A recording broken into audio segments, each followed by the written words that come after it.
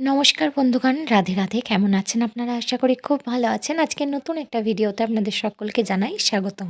আজকে থাম্বনেল দেখে নিশ্চয়ই আপনারা বুঝতে পেরেই গেছেন যে ভিডিওটা কিসের ওপর হতে চলেছে। হ্যাঁ, আজকে আমার ছেলের ২ বছর পূর্ণ হলো। সে ২ বছরের হয়ে গেল। তাই আজকে ছোট্ট করে আমি একটু সেলিব্রেট করব ওর জন্মদিনটা।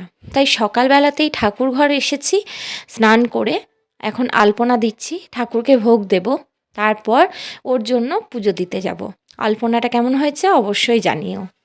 সাদার ওপরে লাল কালারটা খুব ভালো ফোটে, তো সেই কারণের জন্যই আমি আজকে লাল রং দিয়ে আলপনাটা দিয়েছি। যদিও খুব ভালো একটা আঁকতে পারি না, তবু চেষ্টা করেছি। তোমাদের যদি ভালো লাগে অবশ্যই একটা লাইক করে দিও আর জানিও কেমন হয়েছে। আমার কিন্তু পুজো দেওয়া কমপ্লিট হয়ে গেছে। ঠাকুরকে যতগুলো ফুল পেয়েছিলাম তার মধ্য দিয়েই সাজিয়েছি। বড় সিংহাসনেও ভোগ দিয়ে দিয়েছি, আর এখানে ছোট সিংহাসনে যতগুলো আমার ঠাকুর আছে সবাইকে ফুল দিয়ে ভোগ নিবেদন করে দিয়েছি। বেশ কিছুদিন এত কাজের চাপে ছিলাম, সেই কারণের জন্য ভিডিওটা এডিটই করা হচ্ছিল না। সেই কারণের জন্য অনেকটা লেট হয়ে গেছে তোমাদের সঙ্গে শেয়ার করতে। যাই হোক, আজকে শেয়ার করছি। আশা করছি তোমাদের ভিডিওটা ভালো লাগছে। আমার বাড়ির ঠাকুরকে পুজো দেওয়া কমপ্লিট হয়ে গেছে। এখন আমি তোমাদের কাছে বার্থডে বয়কে নিয়ে এসেছি। তো সবাই দেবাংশুকে আশীর্বাদ করো এবং অনেক অনেক ভালোবাসা দিও, কারণ ওইগুলোই মানে আশীর্বাদ এবং ভালোবাসা এই দুটোরই খুব প্রয়োজন আমার ছেলের।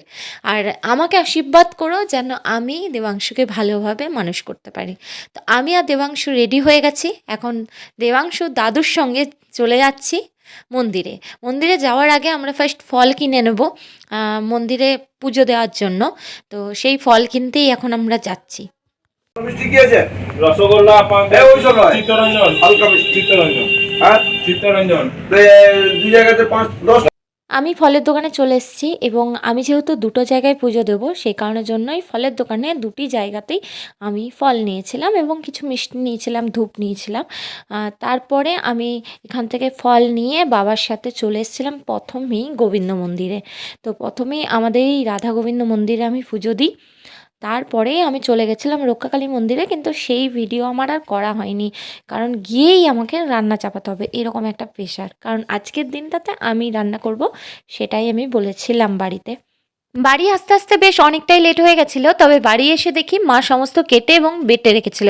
কারণ বারবার আমি মাকে বলেছিলাম তুমি রান্না চাপাবে না, তো মা রান্নাটা চাপায়নি, কিন্তু বেশ অনেকটা সময় হয়ে গেছিলো, তাই আর রান্নার ভিডিও করা হয়নি।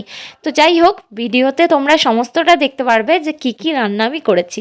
এখন দেখতে পাচ্ছ যে দেবাংশুকে বাবা প্রথম আশীর্বাদ করছে। ওকে আশীর্বাদ করার আগেই কিন্তু ও মুখে ধরে নিয়েছে একটা খাবার। ওর সামনে এত খাবার সাজানো রয়েছে, ওর আর কিন্তু ধৈর্য ধরল না। তোমরা যারা ক্যামেরার ওই পার থেকে দেখছো আমার ছেলেকে, তারা প্লিজ আমার ছেলেকে আশীর্বাদ করো, কারণ তোমাদের আশীর্বাদটা খুব প্রয়োজন। এখন বাবা ওকে সমস্ত যা যা আমি রান্না করেছি সেগুলো একটু একটু করে খাইয়ে দেবে।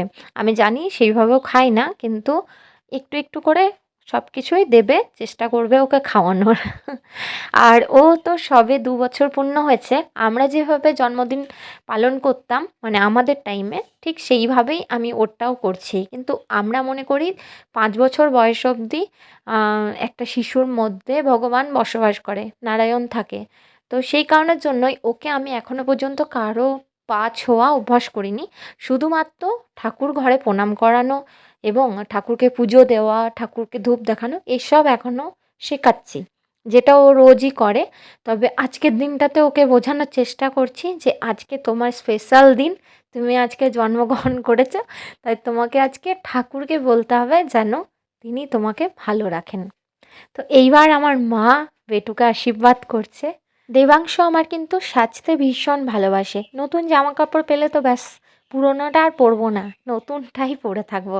তো আজকে ওকে নতুন জামা কাপড় পরিয়েছি, আর কপালে ও বারবার করে জিদ করছিল যে টিপ পরবে। তো সেই কারণের জন্য ওই টিপ ভালোভাবে টুপ টুপ টুপ টুপ দিয়ে সাজিয়ে দিয়েছি, যেটা ও সাজতে ভীষণভাবে পছন্দ করে, খুব ভালোবাসে। তো মায়ের আশীর্বাদ কমপ্লিট। এবার মা পায়েস খাওয়াবে প্রথমে, তারপর আস্তে আস্তে সমস্ত কিছু একটু একটু করে খাইয়ে দেবে।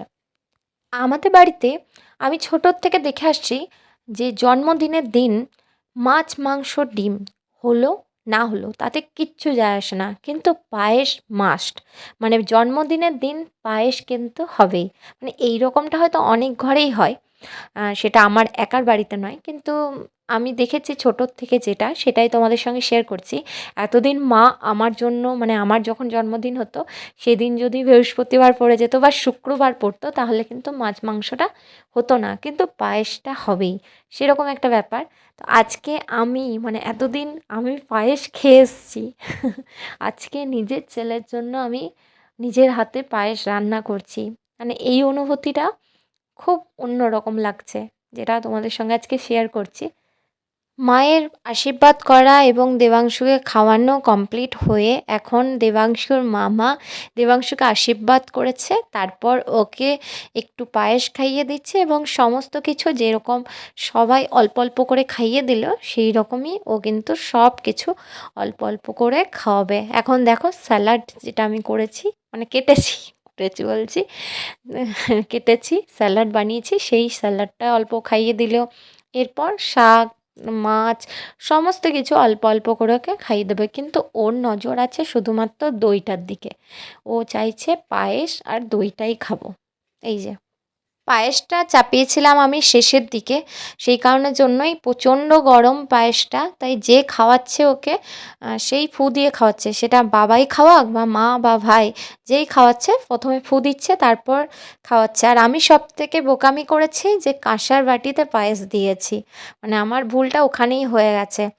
তো সেই কারণের জন্যই দেখো প্রথমে একটু দিয়ে ফেললো, ভাই ফু দিলো, কিন্তু তবুও ওর গরম লাগছে, সেই কারণের জন্য এখন চিন্তা ভাবনা করছে যে এটা দেওয়া যাবে কি না। তা ভাই না অনেকক্ষণ ধরে ফু দেওয়ার পরে তারপর ওকে দিচ্ছে। এই যে দেখো, তখন তো ভালোভাবে প্রথমে দেখাতে পারিনি যে কী কী রান্না আমি ওর জন্য করেছি। আমি 5 রকম ভাজা করেছিলাম, কিন্দুরি ভাজা, ফুলকপি ভাজা, মাছ ভাজা, আর ওই যে কুমড়ো ছিল সেই কুমড়োর বড়া করেছিলাম, সেটাও এক ধরনের ভাজা, আর শাক ভাজা। তো এটা ছিল আমার 5 রকম ভাজার মধ্যে। তারপর স্যালাড এই যে বানিয়েছি সমস্ত কিছু ছোট্ট ছোট্ট করে কেটে। আর এটা আলু পোস্ত করেছিলাম, মাটন ছিল, মাটনটাকে খুব হেভি রান্না করিনি, হালকার মধ্যেই রেখেছি। আর চাটনি, এখানে পায়েস, আর এই যে মিষ্টি দই, আর একটা ফুটি, যদিও আমি ফুটি ওকে খেতে দিই না, তবুও দিয়েছিলাম ওকে, কিন্তু ওকে খাবার মানে ফুটি খেতে দিইনি, শুধু সাজানোর জন্য দিয়েছিলাম এখানে। ভাইয়ের খাওয়ানোর পরেই আমি খাইয়েছিলাম দেবাংশুকে, কিন্তু সেই ভিডিও তো করা হয়নি, তাই তোমাদের সঙ্গে শেয়ার করতে পারলাম না। এই জন্মদিনের নেক্সট পার্টটা যদি তোমরা দেখতে চাও, অবশ্যই কিন্তু আমাকে কমেন্টে জানিও। তাহলে দেখা হচ্ছে নেক্সট পার্টে। টাটা বন্ধুরা।